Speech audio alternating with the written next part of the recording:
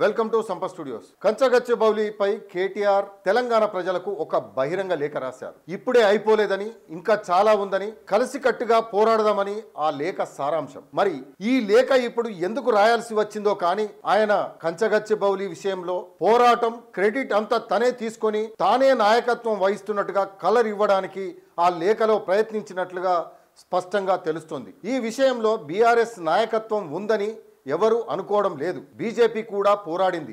మామూలుగా అయితే central university students చేసిన పోరాటం వల్లనే ఈ పరిస్థితి వచ్చింది. ఫేక్ వీడియోలు వాళ్ళు సృష్టించారో లేదో కానీ జాతీయ మీడియా దృష్టి మాత్రం ఎస్సీయూ స్టూడెంట్స్ వల్లనే పడింది. అందుకే ఈ అంశానికి అంత ఫోకస్ వచ్చింది. భూముల అమ్మకం అనే టాపిక్ వస్తే బీఆర్ఎస్ పార్టీ చేసిందేమిటన్న ప్రశ్న అందరికీ వస్తుంది. ఇప్పుడు ప్రభుత్వం ఎస్సీయూను తరలించి అక్కడ ఏకో పార్కును ఏర్పాటు చేయాలన్న అంశాన్ని పరిశీలిస్తోంది. వన్యప్రాణులు అటవీ సంరక్షణకే ఉద్యమం అయితే ప్రభుత్వ నిర్ణయానికి అందరూ సహకరించాల్సిందే. ఎందుకంటే ఉద్యమం జరిగింది అందుకే సెంట్రల్ యూనివర్సిటీలోనే ఎక్కువగా వన్యప్రాణులు ఉంటాయి.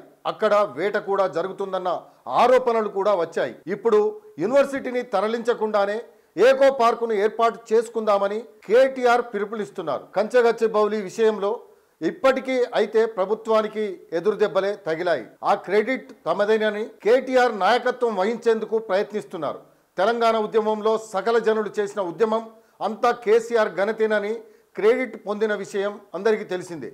అదేవిధంగా కేటీఆర్ కూడా ప్రయత్నిస్తున్నారని మరి తెలుస్తున్నది. మరి ఇది వర్కౌట్ అవుతుందా?